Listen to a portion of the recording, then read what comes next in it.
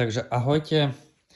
Pripravil som si iba tak narýchlo pre vás, vám chcem ukázať, že čo všetko sa dá a za aké peniaze kúpiť, keď chce človek lacnú výzdobu alebo nejakú ozdobu, tak Teddy, toto je nákup z Teddyho za 22 € asi, myslím, lebo všetko sú toto položky za euro 2 tery. Myslím si, že nič tu nestalo viac než 3 €. Myslím, že nie. No a kebyže tak postupne, že 10 kusov za euro, takéto jablčka malé, je to pevné, není to z takého polystyrenového, toto je také mäkké polystyrenové a keď tam prilepím to pištolou, tak sa to taví a je to také nedobré. Potom takéto veveričky za euro, 15 kusov, 3 farby.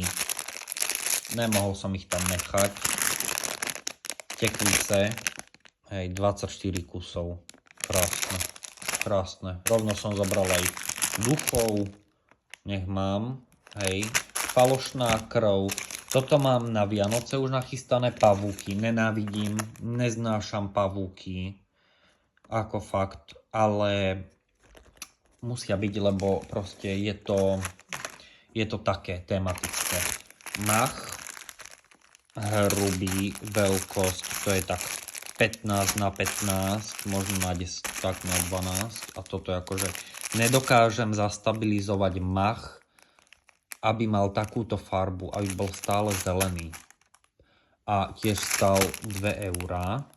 Áno, 2 € a neviem ešte na čo, ale určite sa minie a určite ho budem potrebovať viacej. Sekundové lepidla, 3 druhy, 3 veľkosti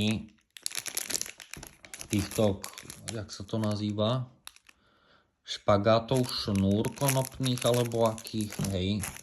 Ako oviazať sa dá vždy s tým hocičo, či v záhrade, či doma, či na vence, či hocičo. A toto bola napríklad ozdoba od Číňana.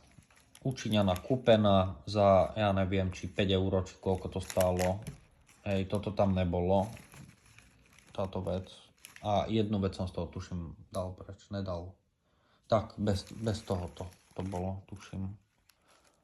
Ale ako pozerám, že keď to budem chcieť rozmontovať a použiť tie časti separé, tak sa mi to hodí. Tak či tak. Nevýhoda je to také penové, také, neviem, jak z purpeny mi to dojde urobené. Takže keď sa tam dá to trošku viacej, tak to stále padá. Ja aspoň skontrolujem, alebo tak pozriem, že kto ako pozerá to video, povedzte mi, čo vám pripomína toto. Hej, ak nič, tak ako dobre, ale ďalšia no. Až keď som to kúpil, tak som to tak nejak zistil, že je to také zvláštne. No, sekundové lepidla, nožnice, lepiaca páska ešte, hej. Ale pavúky a jablká. A tie tekvice. To je akože strop. Ale bol som tam krátko, ale počítam s tým, že sa tam vrátim ešte. A potom som si tam zobral ešte aj servitky.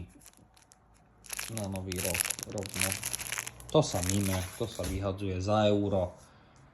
To je jak nákupy na eBay alebo na Vyši alebo na týchto čínskych obchodoch. Takže taký krátky, rýchly, že čo, ako, koľko stojí, kde, fakt Pepko, Kik a Teddy. Ale Teddy je akože, Teddy je numero uno, vážne v týchto, slušne povedané, hlúpostiach, drobnostiach, fenomenálny obchod. Proste super.